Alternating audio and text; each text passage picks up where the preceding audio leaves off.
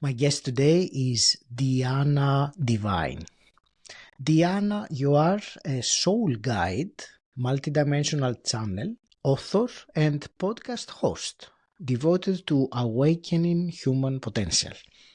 Through your work, you weave quantum science, shamanic wisdom, and metaphysical practices to guide others in activating their soul's purpose, reclaim their cosmic power, and embodying their multidimensional nature. Diana, welcome to the show. It's such a pleasure to speak with you. Thank you so much for having me on. I'm looking forward to our conversation, and I will start with the deep end straight away after this short introduction. Your book is called Mastering Quantum Creation.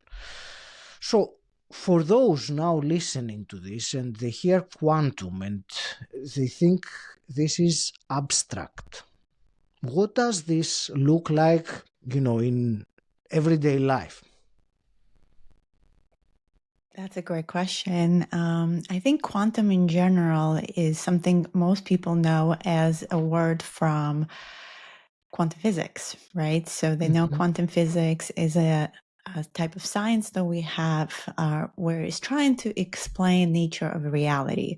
So we always hear different concepts about particles and waves and how things interact.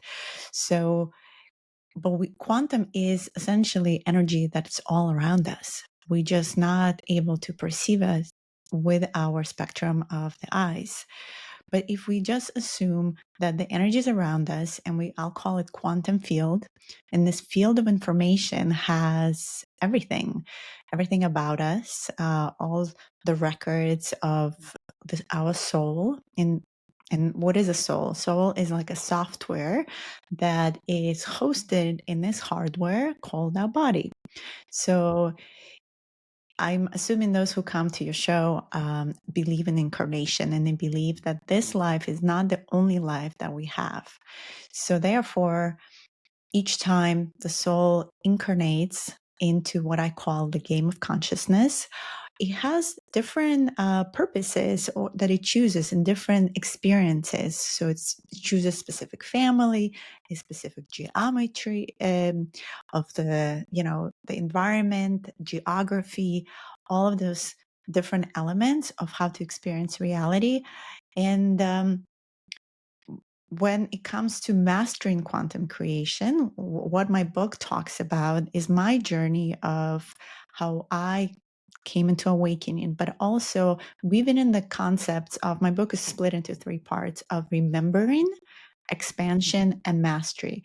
So a lot of it is about remembering really who we are, remembering that at the core level, we are that software, we are that soul that has all these records in this field of information. And that's why these psychics and myself, who reads Akashic records or does quantum healing hypnosis regressions on people, are able to go into these different parts of their lives. And whether in this lifetime or previous lifetimes or future lifetimes. So with quantum, we have to really start thinking big. Quantum is infinite, and it's not a finite energy. It's energy that exists in oneness. And from quantum physics perspective, they talk about quantum entanglement, which means there's a particle that exists in one place. For instance, I'm a particle. I'm here in New Jersey, and Agi, you are elsewhere, and yet we're able to interact and kind of almost mirror each other. So when I do quantum healing hypnosis or any type of healing with people from Australia or anywhere around the world, there's really no separation. There's no distance. It's as though we are sitting in the same room together. So from that assumption, it's like the field is infinite, and therefore time and distance and space is an illusion of the mind. We are all interconnected and we are all entangled. Thank you for this. It was many aspects that you said, so I appreciate that. You said that the first stage is remembering. So I wanted to ask you, let's talk about remembering first of all. My questions are two. How can one achieve that, remember? And second, is remembering a process, a period of time, or is remembering a moment that you remember and then you remember? So remembering, as there's the word and member. So we are reconnecting to being a member of our higher aspects, our higher self. So memory, then they already proved this, is not only in our brain. Memory is non-local, which means, again, it's not just all here, it's actually in this quantum field of information. So we are reconnecting to the non-local memory, and we actually pulling it back in. So this information that we might, because part of the incarnation cycle on Earth specifically is to be born into each lifetime, and we have what I call multidimensional amnesia. We are born not remembering our other lives. We're not Yes. remembering all the experiences we've had so far. And this is actually part of the game.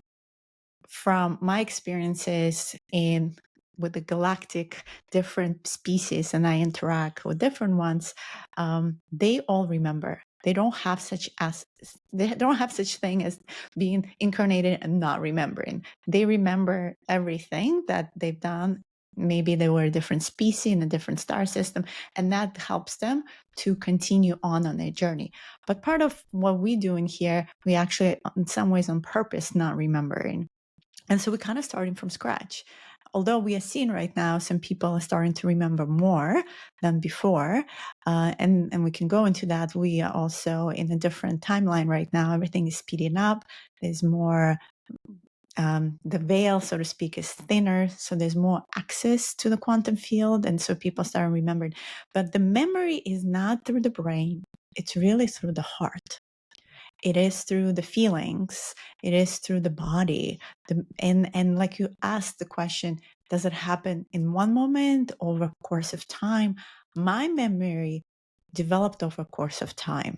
It was through my journey of 25 years, doing a lot of ceremonies with plant medicine, doing a lot of regression work, shamanic work, energy work, you name it, right?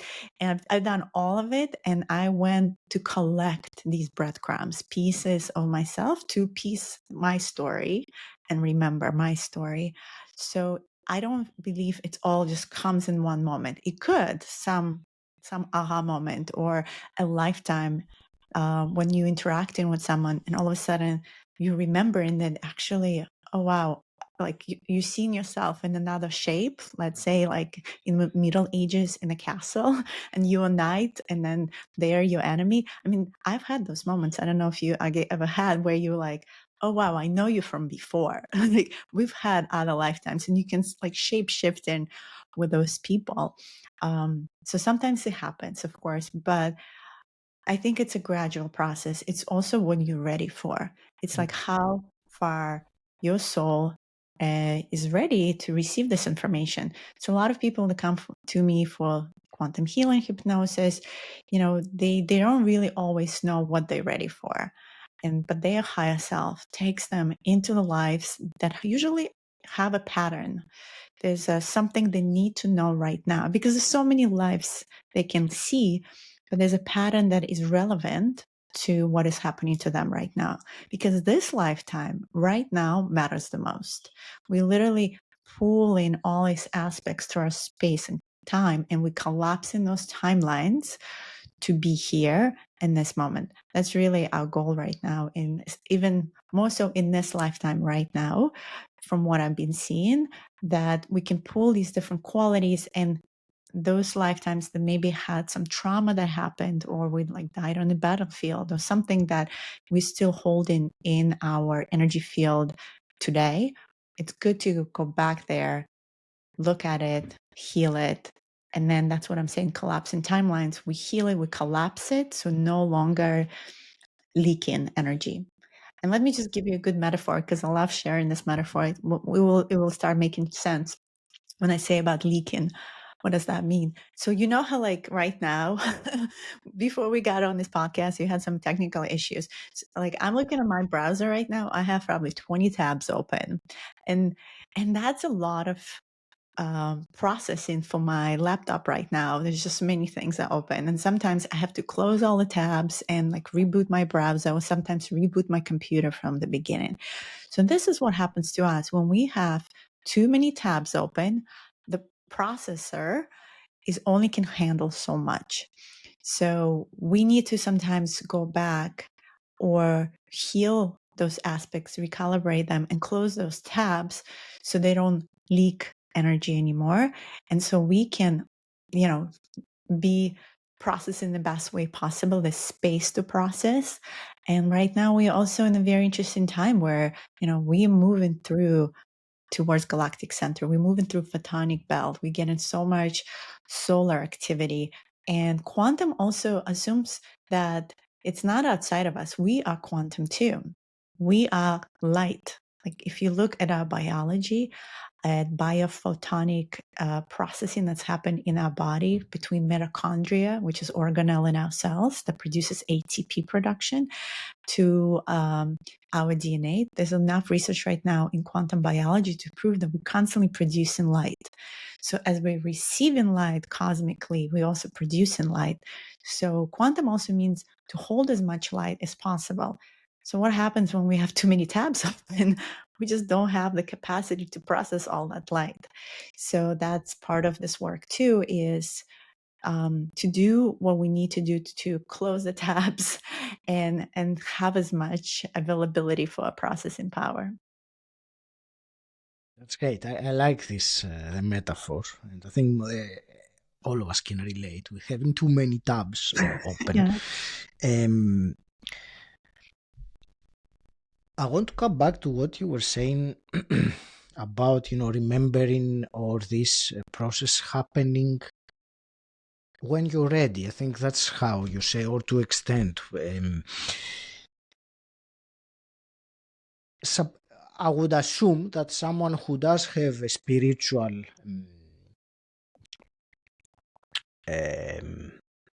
exploration, if I can use that word, or someone who's interested in growing spiritually, to some level they are ready for some spiritual finding, I suppose, compared to someone else that has no interest in spirituality whatsoever. So my question is, assuming what I just said is right, so there is a level of readiness because I'm already seeking for, the remembering, as you called it. Is there anything? I suppose in a way it is what you were saying about the tabs, but I want to make it more specific rather than a metaphor. How can one cultivate this process, or how can one go further into that journey or that path of, remembering? I hope my question makes sense. I'm looking for something. How can I close the tabs? let's just say it like that. It's not one thing, as I was trying to say.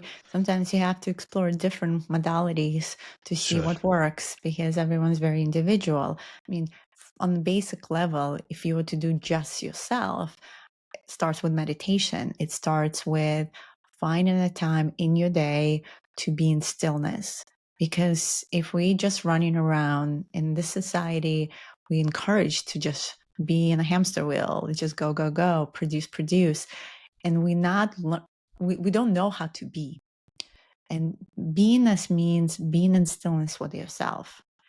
So closing your eyes, taking deep breaths, connecting to the breath, connecting to the moment of now, and meditating. So breathwork meditation could be separate, together. There's, like I said, so many different modalities, but I feel like really going inward into the stillness is where you create that space for remembering, because then you connect into the quantum field in the stillness. And so it's not outward process, it's inward process, because all that information is available. But if you're not listening and you're not tapping into it, and you just so distracted, which Mhm. everything around us makes us distracted, then it's hard to connect because you don't even know how to. So if you just on beginning path, I would recommend to start having practices every morning and staying consistent with it. And that can be very different practice for everyone. Some really connect to meditation, others to breath work, others even choose to just, jog around their pond. However that looks like, where they feel they have that inner stillness, not the outward, but the inner space to explore and start asking questions of yourself. So start having that inward dialogue. So, and that dialogue is not necessarily with your ego self. So ego is more of the controller that's telling you, no, you can't do it. Differentiating between your divine will versus free will. Like the ego is usually kind of like this guardian that is trying to limit you and keep you in what you used to. So anytime you feel, you know, you're drawn to safety, you're drawn to what you know, that's more of ego, because ego is more of that primordial brain, right? We already know it's the one that, back from the cave days when we knew there are like, predators out there, and the survival was really important for us.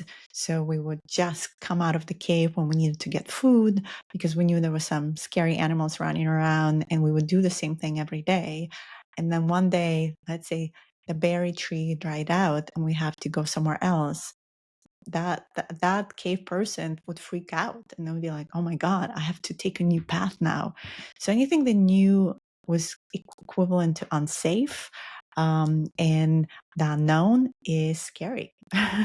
But this work requires you to step out of your primordial brain into your prefrontal cortex, where we already know from map of consciousness and like frequency perspective, from the lower frequency of shame, guilt, and all of that, into more joy and peace, which is all here connecting to your crown chakra. And that is through doing the practices where you surpass the worry brain, the anxious brain, and giving more that energy to another aspect of you that is ready to explore, that is ready to go into uncharted territory and just stay curious and fearless. And in the curiosity, you just have to keep being open to curiosity. In the curiosity, you start exploring. So usually the clients that come to me, they're not always sure what they want, but they are, like you said, there's that part of them that is open to receive. It's open to go into uncharted water and be curious, no matter what that is. But if you're completely closed off and you don't want to explore, nothing is really going to work on you, because you just closed off your shield. You're like, shields up. I'm really comfortable in my sandbox, and these are my tools, and that's all I want. And that's unfortunately the majority of people out there. But there's a change. I feel, I've been on this journey for 25 years. I'm seeing huge shifts in the last even 5 years since we had the pandemic. Like, people went into forceful inward process. They were home. They didn't needed to find themselves. And so the more you start questioning your reality, questioning yourself, that's when exploration starts. Great, thank you. Um, you said, and I wanted to ask also your comment, because it's a big topic, but you were talking about surpassing the worry, the primordial brain, and getting into, I suppose, one reason why many people never go there, or they try and they don't persevere trying, is what comes up when one starts going down that journey. And when I say what comes up, I am referring to shadows or darkness, let's put it like that. So I wanted to ask your wisdom for this particular element of the work that one goes through when they um, go through that path. Yeah. Great question, because we are here to integrate the light and the darkness. So it's not that shadows per se and not anything bad. It's just experiences that we had that we classify as, bad, or how we able to compartmentalize them. But as a shaman, I'm all about healing and helping others to transmute and comfortable to go into the darkness, because most people are not so comfortable, and finding these blocks of energy and the shadows or whatever you can call them in people's fields. I mean, it's incredible. Like sometimes it's on the body, the traumas that they've experienced. And sometimes it's in their field. I can actually see them as like knots of energy. So the work is to look into everything. And that means it's like looking at all the dirt that we stuff under the rug, like the things we didn't want to look at, maybe, problems with our parents in the childhood, or, things that we as kids sometimes identified as bad or unsafe. So that's another resistance. So shadows for me are resistances in the field, basic as that. When you have free flow of energy, kind of closing the taps, right? When we have, because I work with energy and I activate also people's Kundalini energy. And it's this beautiful, if anyone's familiar with toroidal shape. So, and actually the energy constantly flows around the earth, but also through our chakras, always flowing. But if there are these resistances in the field, it doesn't flow as easily. So so I'm always looking for, where is is this easy, like when I'm clearing the energy, or am I feeling resistances? And that's really what we clear, and we clear in the resistances. And sometimes it's a psychological process. So you have to actually see what, again, maybe relive or look at the situation from childhood at that age or whatever, and from another adult's eye, and love your little self at 7 year old that decided that this was unsafe for whatever reason. And that's the work with the regression too. Sometimes it's in another lifetime altogether. Let's say someone drowned in a lake and now they're having phobias of water in this lifetime.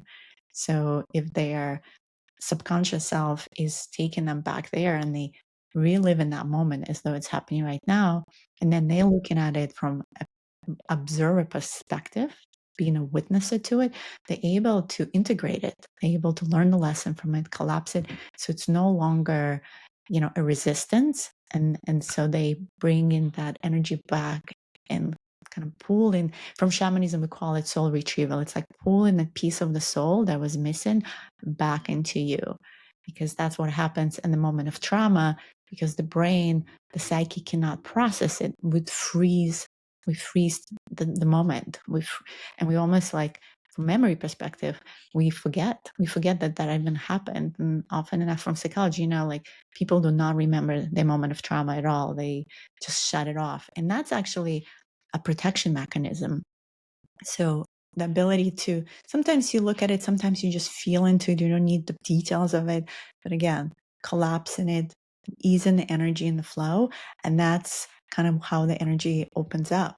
So from my perspective, shadows, nothing to be feared of. It's more part of this work of reclaiming yourself. Thank you. And I wrote down, I underlined the phrase you said, resistances in the field, which is, for me, it makes a great sense to see it like that. Diana, we had said before we started recording today that you would do a channeling or a live channeling during the podcast. So if you are up to that, I would very much be fascinated to hear what comes up. Before we go there, there is only one more question I wanted to ask because it comes up through the podcast or the listeners, and often, the people I meet and discuss, and that is, someone who is successful in their life, in their career, they have, ticked all the boxes, but yet there is some unfulfillment, there is some emptiness, some discontent or disconnection, if you want. What would you say to someone like that? What's a step they can take to move on from that situation? Well, discontent is usually disconnection, meaning all these other external validations they create in their life. They might be the most, successful CEO out there in corporate world, but they come home into their empty apartment somewhere in New York City and penthouse, and they feel lonely, and they open a bottle of wine to escape their loneliness. Right? That's like I'm just giving an example of the scenario where you think this person has everything, but why they're so miserable. And again, I think it comes to that place of self love. If you are not willing to accept all the aspects of yourself and truly love yourself unconditionally, and that includes the shadows, that includes the light, all of it, then you are still kind of searching constantly for that outside of yourself instead of feeling it within yourself. So it's like operating from having a cup, but it's an empty cup because you constantly, like, you don't have anything there to even give to others. And sometimes there's a lot of people who are given but still from empty cup. A lot of empath out there, they're all about taking care of others. Like, I have a lot of friends who do that, and I keep on teaching them, like, you can't give others so much because your cup is empty. So you have to take care of yourself first. You have to prioritize yourself first. You need that extra day of self-care, whatever that looks like. Get a massage, like recalibrate, just be in stillness, go out for a hike in nature. And then if your cup is full now and then it overflows, then it goes like a saucer. You can start pouring for everyone else. So really seeing where you are. But the problem is those people who look like they are successful, and again, that's just a brand marketing, right? From outside, it looks like they are. And we see that a lot in social media now, these like beautiful, powerful couples or celebrities. And it's just like we idolize them. But what is really happening behind the closed doors? Are they really that happy? And we're learning right now, no, they're not. Because they haven't really done the work to fill their own cup. So for me, it's as simple as that. And this work you and I were just talking about is important to get to that place of happiness, of connection to yourself, to the source of who you are. And if you don't do that, you just kind of perpetually running around with an empty cup.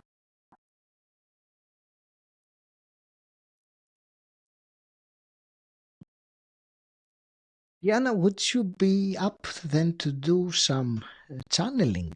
Uh, Yeah, let's. So is I there have. any preface, anything you would like to introduce it with? Well, so what I channel is called source language, or many know as light language. So it's a multidimensional language. So it's not about understanding it with your brain. So it's not like English where it's one-to-one language. It's actually soul expression. And I usually bring different frequencies from different star systems depending on what the message, the transmission wants to do. Mhm. And my channeling is with that language. So it's really about you closing your eyes and just receiving it without trying to translate it in any way. But what's incredible about it, it does hit your DNA, it hits your soul blueprint, and it starts shifting. So different people, it's a quantum language too. It's the language of the heart. So people might feel some tingles, might see some colors. There's something you feel, but you're not really sure, or your soul might like, oh yeah, it feels familiar, but I can't fully place it.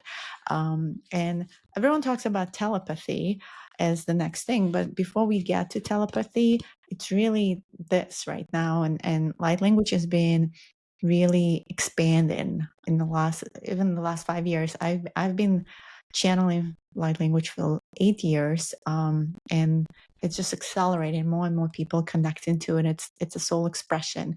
So I have Source Language Institute. I help people to activate this. We all have it. It's a divine right. It's not again something you remember, not something you learn.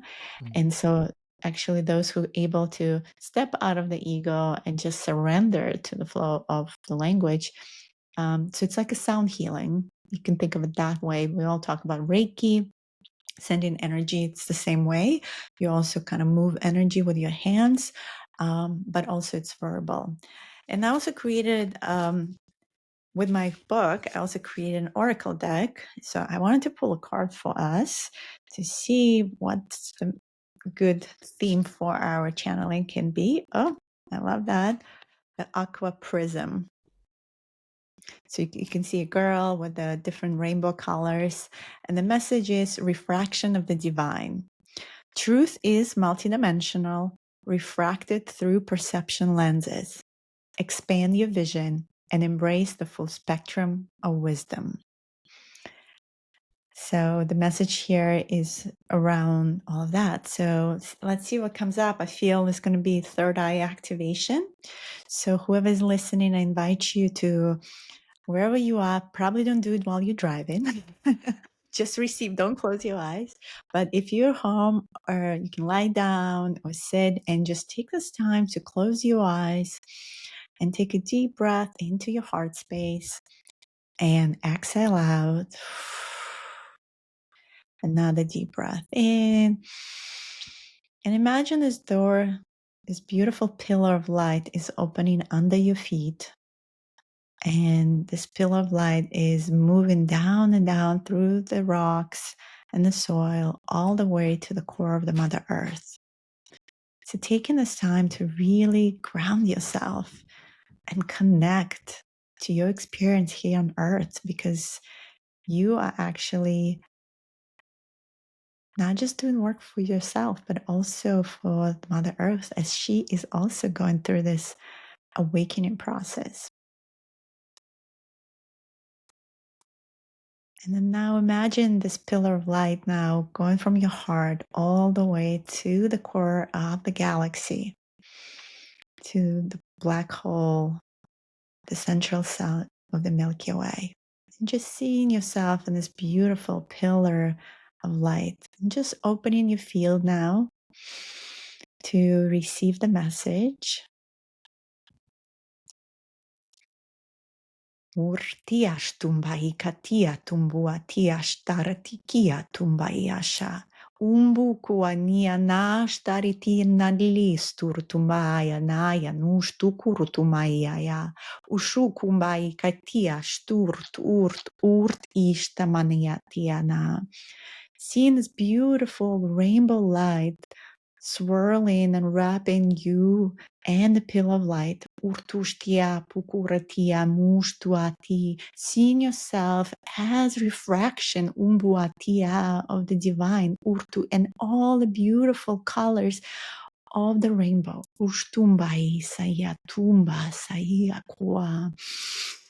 Taking the moment to tap into your third eye, into your pineal gland, and to really see urtumbai katia umbu from the inside. Umbu kumba, ukumbumba, iatu, the totality of everything you are. Imati shtumbaya, umbustu ika umba I.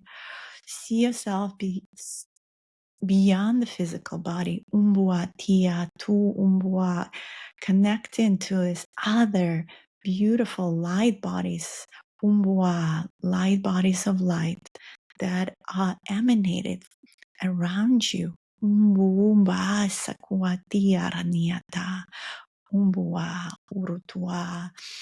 Breathe into your heart and connecting through your heart, ushuati, Ushuati, with all these beautiful light bodies. Ushumbaya ki anununuaratia. Remember that your heart, Ushtumba ki ndalar tumbai, is the portal umbua of creation. Umbua shima kianuatia. Arunumu arakua. Know that you are infinite creator, Ushumbua, of this reality. Umbua. Ikishtarina ni urumuma rekia rushturutumba itihi. And it's your time now, Umba, to express Usha, if express kik ut usht ik eat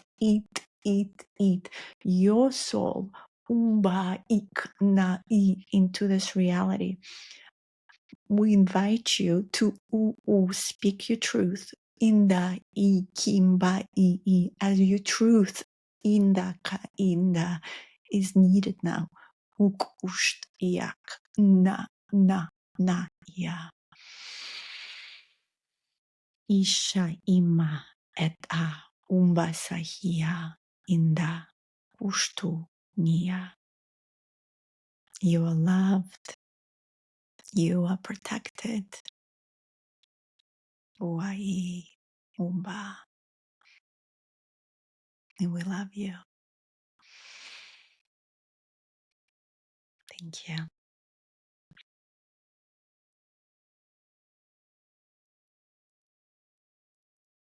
Thank you. That's a beautiful melodic language.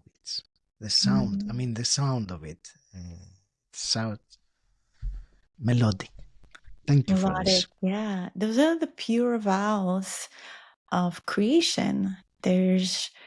So I speak different languages. This is a lot of Lyran. Lyran, I actually, you can see a picture actually behind me with this kind of feline being, kind of like in the movie Avatar.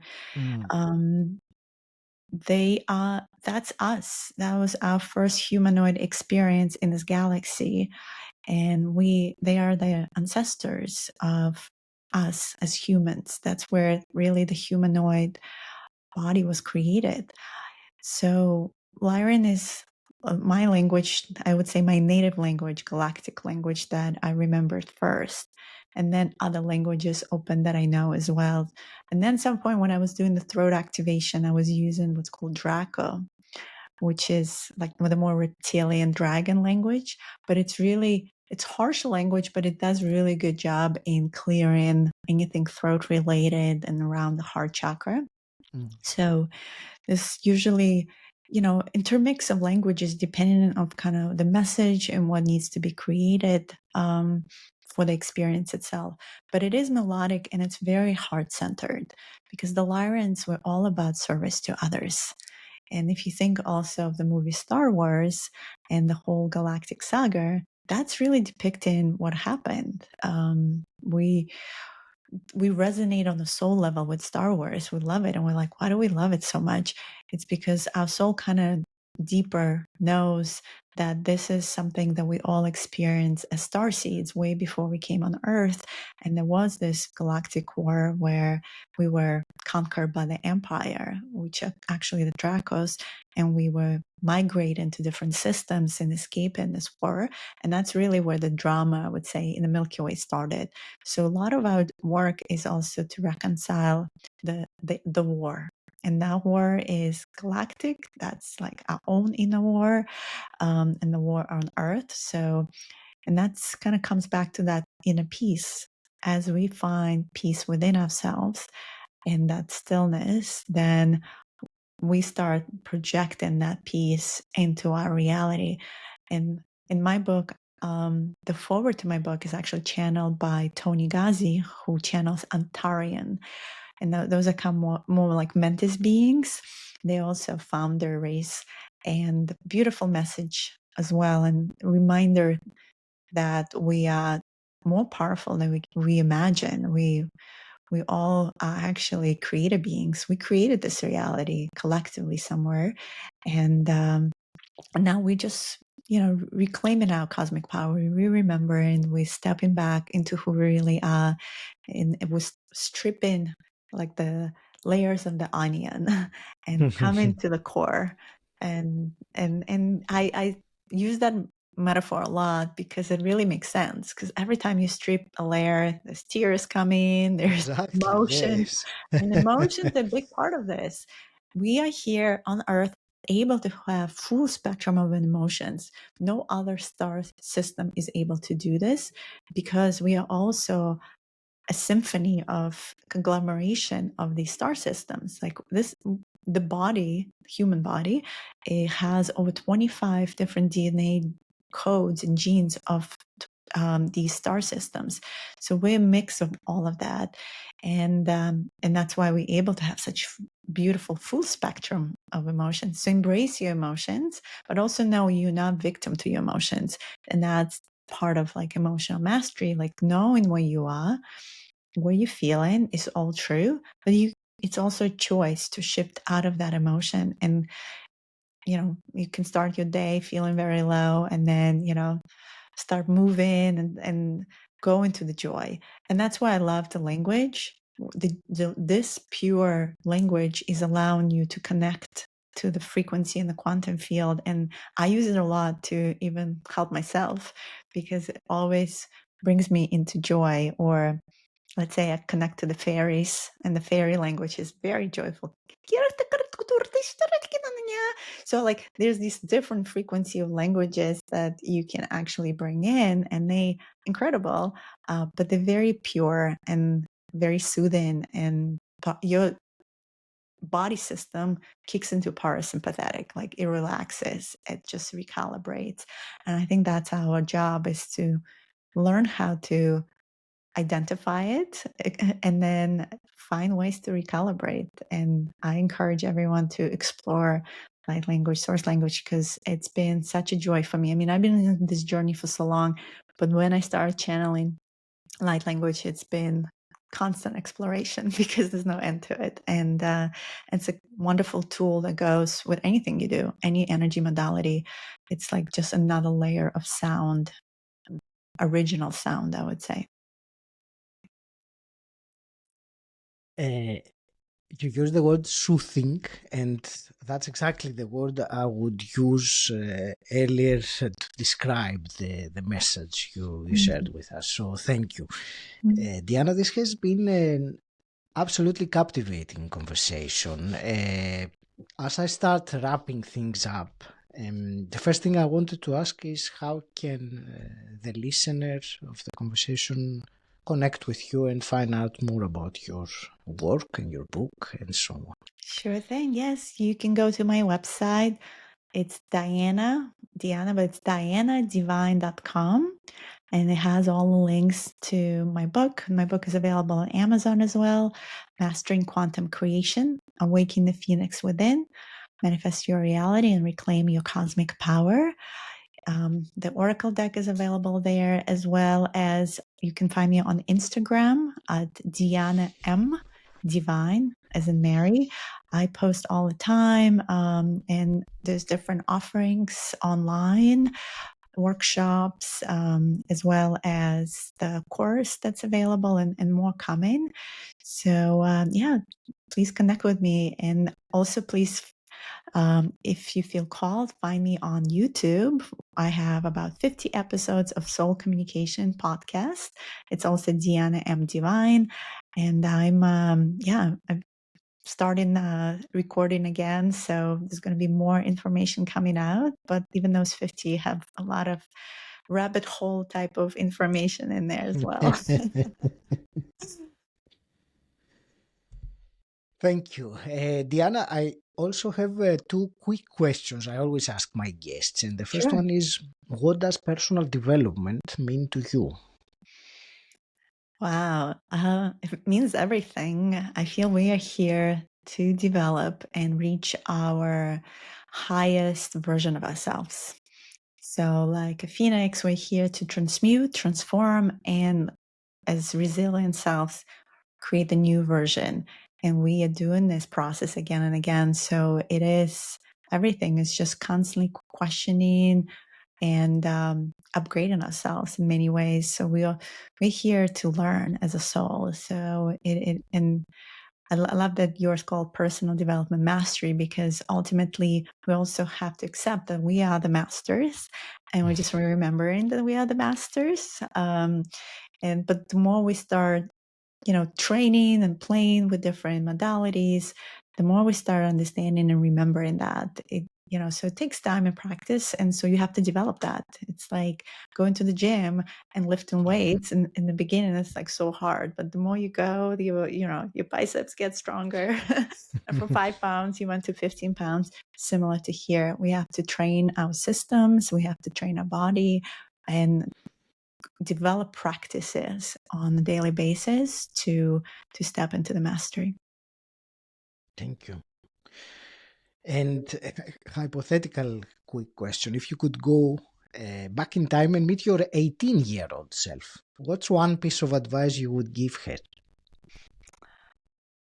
Oh, okay. My 18-year-old self went to college, to women's college.